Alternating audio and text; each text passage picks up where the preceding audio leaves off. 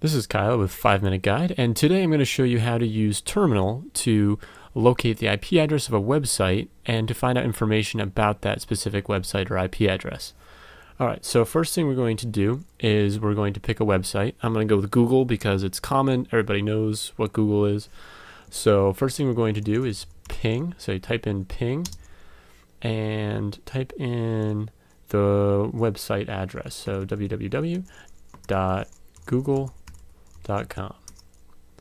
and it'll start doing the ping process. Now you can hit Control-C and that'll stop it, and you can get the IP address right here. This is the IP address of the website that you just pinged.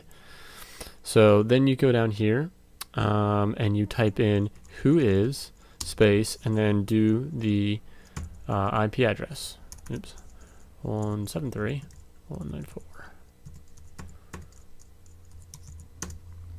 Run that, and it shows you all sorts of information about the website.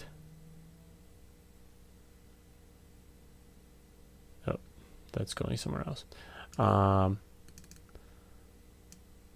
So starting up here, we have, this is just the standard release whatever from whois, and then it gets into the actual guts of what Google is. You get your IP address, their protocol net range, a bunch of different information about them and their server that it's on.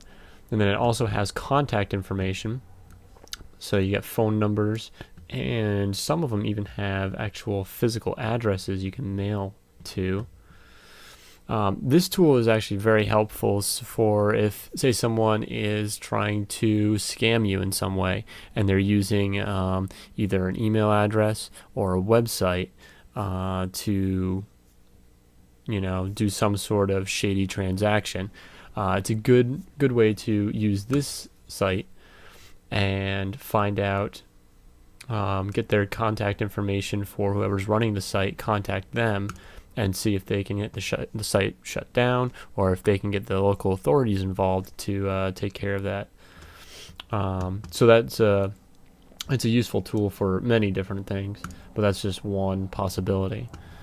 So I hope you found this tutorial useful, and as always, if you like our tutorials, subscribe to us. It'll show up in your newsfeed when you log into YouTube.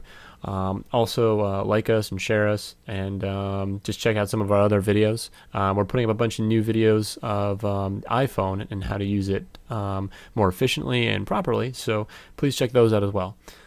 Thanks.